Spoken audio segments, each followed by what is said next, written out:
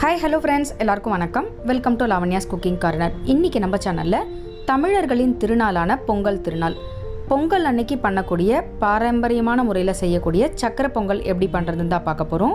So நான் இந்த சக்கரை பொங்கலை இன்றைக்கி உங்களுக்கு வெங்கல பானையில் பண்ணி காமிச்சிருக்கேன். பொதுவாக பொங்கல் அன்னைக்கு புது பானையிலையோ இல்லை வெங்கல பானையிலையோ பண்ணுற பழக்கம் தான் உண்டு. நான் இன்றைக்கி உங்களுக்கு வெங்கல பானையில் எப்படி பண்ணுறதுன்னு பண்ணி காமிக்கிறேன். சக்கரை பொங்கல் பண்ணுறதுக்கு முன்னாடி வெங்கல பானை என்னென்னா தேய்ச்சி அலம்பிட்டு 4 பக்கமும் மஞ்சள் குங்குமத்தால் பொட்டு வச்சுருக்கேன். அதுக்கப்புறம் வெங்கல பானையோட அடி பாகத்தில் பார்த்திங்கன்னா அரிசி மாவை கொஞ்சமாக தண்ணி விட்டு கரைச்சிட்டு அதை தடவி வச்சுருக்கேன். அது எதுக்காக அப்படின்னா கறி பிடிக்காமல் இருக்கிறதுக்காக தான் தடவர பழக்கம் உண்டு. அடுத்தது வெங்கல பானையோட அந்த வாய் பகுதியில் மஞ்சள் கொத்து இஞ்சி கொத்து கட்டுற பழக்கம் உண்டு. இப்போ உங்களுக்கு சீசன் இன்னும் ஆரம்பிக்கல, நமக்கு கிடைக்கல அப்படிங்கிறதுனால நான் வெறும் பொட்டு மட்டும் தான் வச்சுருக்கேன். அதெல்லாம் கட்டி முடிச்சுட்டு தான் நம்ம பொங்கல் வைக்க ஆரம்பிக்கணும். அடுத்து பொங்கல் வைக்கிறதுக்கு முன்னாடி அரிசி பருப்பை வறுத்துக்க போகிறோம். அதுக்காக கடாயில் 1/4 கப் அளவுக்கு பயத்தம்பருப்பை சேர்த்துட்டு வறுத்து எடுத்துக்கலாம். பொதுவாகவே பொங்கலுக்கு பார்த்திங்கன்னா நம்ம வயலில் விளைஞ்ச அரிசியை அறுவடை பண்ணி அதில் கிடைக்கக்கூடிய அந்த நெல்லை அரைச்சி அதுலேருந்து எடுக்கக்கூடிய அந்த அரிசி தான் பயன்படுத்துகிற பழக்கம் உண்டு. ஸோ நமக்கு இப்போ அதெல்லாம் கிடைக்காதுங்கிறதுனால நம்ம நார்மலாக யூஸ் பண்ணுற பச்சரிசி யூஸ் பண்ணிக்கலாம். இப்போ இதில் 1 கப் அளவுக்கு பச்சரிசி சேர்த்து அதையும் லைட்டாக வறுத்துக்க போகிறோம். ரொம்ப செவக்காக வறுக்கணுங்கிறது கிடையாது, லைட்டாக வறுத்துண்டாலே போகிறோம். உங்களுக்கு இந்த புது பச்சரிசி கிடைக்கல அப்படின்னா நீங்கள் நார்மலாக யூஸ் பண்ணுற அந்த பச்சரிசி கூட யூஸ் பண்ணிக்கலாம். இப்போது இந்த அரிசி பார்த்திங்கன்னா லைட்டாக வறுத்து எடுத்துட்டாச்சு. லைட்டாக இந்த அளவுக்கு வறுத்துன்றதுக்கப்புறம் பார்த்திங்கன்னா இதை ஒரு பிளேட்டுக்கு நம்ம மாற்றிக்க போகிறோம். ரொம்ப வறுத்துட்டிங்க அப்படின்னா ஒரு மாதிரி செவந்த வாசனை வர ஆரம்பிச்சிடும். அதனால் லைட்டாக வறுப்பட்டதுக்கப்புறமா இதை ஒரு பிளேட்டுக்கு மாற்றிக்கலாம். அடுத்து பொங்கல் பானை வைக்க போகிறோம். அதுக்காக அடுப்பில் நம்ம ரெடி பண்ணி வச்சுட்டுருக்கிற வெங்கல பானையை வச்சுக்கலாம். இதில் 1 கப்பு அரிசிக்கு பார்த்திங்கன்னா 4 கப் அளவுக்கு தண்ணி விட்டுருக்கேன். நான் இந்த கப்பால் தான் நான் அரிசி தண்ணி எல்லாமே அளந்துட்டுருக்கேன். ஸோ இந்த கப்பால் 4 கப் அளவுக்கு தண்ணி எடுத்துட்டுருக்கேன். இப்போது இந்த தண்ணி சூடாகும் போது இதில் 1/2 கப் அளவுக்கு பால் விட்டுக்கலாம். பச்சை பால் தான் சேர்த்துட்டுருக்கேன். ஸோ இதையும் இந்த தண்ணி கூடயே சேர்த்துக்கலாம். இப்போ இந்த பால் சேர்த்ததுக்கப்புறம் இந்த பால் நல்லா கொதிக்க ஆரம்பிக்கட்டும். அதுக்குள்ளே நம்ம வறுத்து வச்ச அரிசி கொஞ்சம் ஆறினதுக்கப்புறமா இதை 2-3 தடவை நல்லா களைஞ்சிட்டு எடுத்துட்டுருக்கேன். இப்போ இந்த அரிசி லைட்டாக ஊறின்னு இருக்கட்டும். இப்போ நம்ம சேர்த்துருக்கிற இந்த பால் பொங்கி வரத்துக்காக சேர்த்துட்டுருக்கோம். இப்போ பார்த்திங்கன்னா பால் நல்லா பொங்கி வர ஆரம்பிச்சிடுது. இந்த பால் எப்படி பொங்கி வருதோ அது மாதிரி நம்மளோட வாழ்க்கையில் சந்தோஷங்களும் மகிழ்ச்சிகளும் நிறையா பொங்கி வரணும் அப்படிங்கிறது தான் பார்த்திங்கன்னா இதோட தத்துவம். இப்போ பால் பொங்கி வந்ததுக்கப்புறம் கேஸை சிம் பண்ணிவிட்டு நம்ம களைஞ்சி வச்சுருக்கிற அரிசியை பார்த்திங்கன்னா இதில் கொஞ்சம் கொஞ்சமாக சேர்த்துக்கலாம்.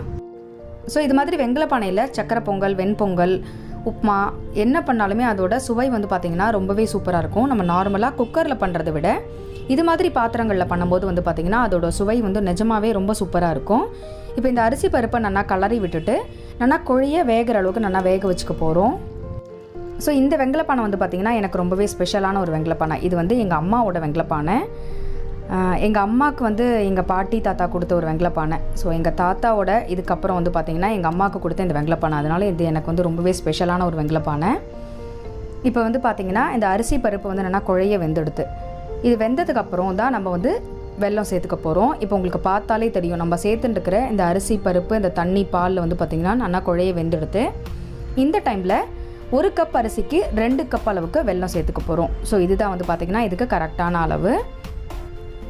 இதுக்கு மேலே சேர்த்துட்டோம் அப்படின்னா கொஞ்சம் திகட்டுற மாதிரி இருக்கும். அதனால் 1 கப் அரிசிக்கு 2 கப் அளவுக்கு வெல்லம், 1 கப் அரிசிக்கு 4 கப் அளவுக்கு தண்ணி, இதுதான் இதுக்கு கரெக்டான அளவு சக்கரை பொங்கலுக்கு. இப்போ இந்த வெல்லம் சேர்த்துட்டு இந்த வெல்லம் நல்லா கரைஞ்சி அதோட அந்த பச்சை வாசனை போகிற அளவுக்கு நல்லா இதை கொதிக்க வைக்க போகிறோம். அந்த வெல்லம் கரைஞ்சி அந்த சக்கரை பொங்கல் கொதிக்கும் போதே உங்களுக்கு தெரியும் இதோட அந்த கலர், அந்த டேஸ்ட்டு அதெல்லாம் பார்த்தாலே உங்களுக்கு ரொம்ப பிரமாதமாக இருக்கும். நார்மலாக நம்ம கோவிலில் பண்ணக்கூடிய அந்த சக்கரை பொங்கலுக்கு பெருசாக நமக்கு ஒன்றும் பெருசாக இன்க்ரீடியன்ஸ் எதுவும் தேவைப்படாது. நெய்யும் உங்களுக்கு ரொம்ப செலவில்லை. ஆனால் அந்த கொஞ்சமாக நெய் விட்டாலும் அதோட அந்த சுவை பார்த்திங்கன்னா ரொம்ப பிரமாதமாகவே தான் இருக்கும்.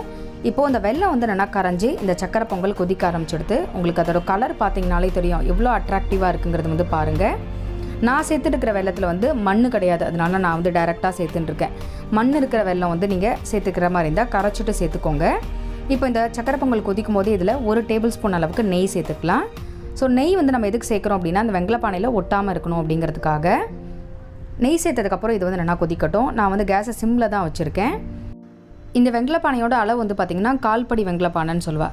ஸோ நம்ம சேர்த்துனுக்கிற அந்த அரிசி பருப்பு எல்லாம் சேர்த்ததுக்கப்புறம் வந்து பார்த்திங்கன்னா நல்லா நிறக்க உங்களுக்கு சக்கரை பொங்கல் வந்திருக்கு. ஸோ இப்போ வந்து பார்த்திங்கன்னா சக்கரை பொங்கல் வந்து நல்லா கொதித்து கெட்டியாகிடுது. இந்த பதத்துக்குள்ள நம்ம ஆஃப் பண்ணோம் அப்படின்னா சாப்பிட்றதுக்கு வந்து சரியாக இருக்கும். அடுத்த சக்கரை பொங்கலுக்கு தாளித்து கொட்டுறதுக்காக ஒரு கடாயில் 2 டேபிள் ஸ்பூன் அளவுக்கு நெய் சேர்த்துன்ருக்கேன். இந்த நெய் சூடானதும் இதில் ஒரு 10 முந்திரி பருப்பை உடச்சி சேர்த்துக்கலாம். இது கூடவே கொஞ்சமாக வந்து திராட்சையும் சேர்த்துக்கலாம். இப்போ இந்த முந்திரி பருப்பு திராட்சை வந்து நெய்யில் வந்து நல்லா வறுபடட்டும். முந்திரி பருப்பு திராட்சை வந்து நல்லா நெய்யில் ரோஸ்ட் பண்ணி போட்டால் தான் அதோட சுவை வந்து ரொம்ப சூப்பராக இருக்கும். இது கூடவே கொஞ்சமாக வந்து ஜாதிக்காயை துருவிட்டு சேர்த்துட்டுருக்கேன். இது வந்து ஒரு 1/4 டீஸ்பூனுக்கு கம்மியாக இருக்கும். இது கூடவே ஒரு 1/4 டீஸ்பூன் அளவுக்கு ஏலக்காய் பொடியும் சேர்த்துட்டுருக்கேன். ஜாதிக்காய் சேர்க்கும் போது அந்த சக்கரை பொங்கலோட வாசனை வந்து ரொம்ப சூப்பராக இருக்கும். உங்களுக்கு பச்சை கற்பூரம் பிடிக்கும் அப்படின்னா அது கூட நீங்கள் வந்து சேர்த்துக்கலாம். அதுவும் வந்து டேஸ்டியாக இருக்கும். ஸோ பாரம்பரியமான முறையில் மிகவும் அருமையான பிரமாதமான சக்கரை பொங்கல் எப்படி வெங்கல பானையில் பண்ணுறது அப்படிங்கிறத வந்து பார்த்தோம். கண்டிப்பாக எல்லோரும் இந்த வருஷம் பொங்கலுக்கு இந்த சக்கரை பொங்கலை ட்ரை பண்ணி பார்த்துட்டு உங்களோட ஃபீட்பேக் எனக்கு சொல்லுங்கள். இந்த வீடியோ பிடிச்சிருந்தது அப்படின்னா உங்கள் ஃப்ரெண்ட்ஸ்க்கும் ரிலேட்டிவ்ஸ்க்கும் ஷேர் பண்ணுங்கள்.